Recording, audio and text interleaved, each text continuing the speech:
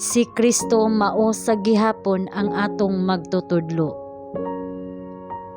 Isayas kapitulo 52 bersikulo 6. Tungod niini ang akong katawhan makaila sa akong ngalan, busa sila makaila ni adtong adlaw nga ako mao siya nga nagasulti. Ania karon mao man ako.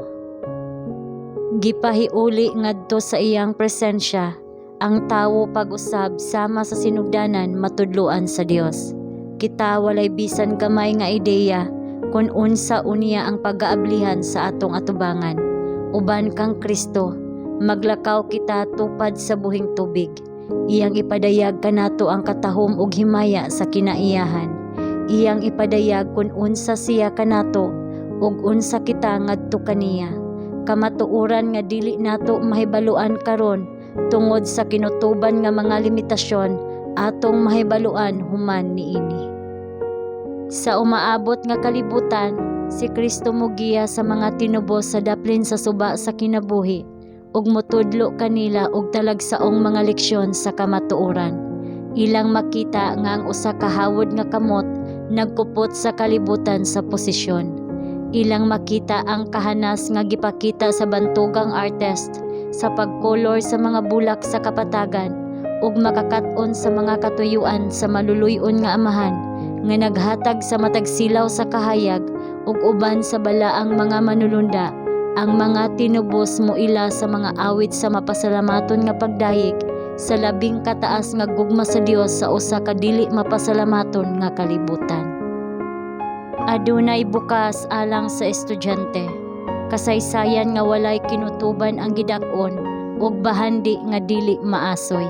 Ang kasaysayan sa pagsugod sa sala, sa makamatay nga kabakakan sa iyang hiwi nga buhat, sa kamatuoran nga wala motipas gikan sa iyang kaugalingong tulid nga mga linya, nakasugat ug nakabuntog sa sayop. Ang tanan mapadayag.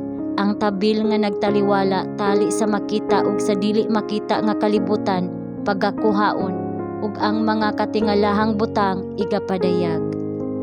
Uban sa dili malitok nga kalipay, kita mosulod ngadto sa kalipay ug sa kaalam sa wala mahulog nga mga binuhat.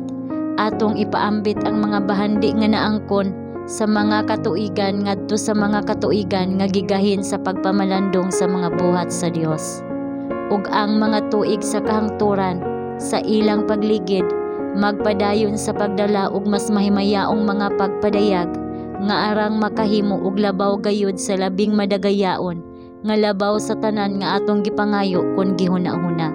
Mahimong sa kahangturan ug sa kahangturan ang paghatag sa mga gasa sa Dios.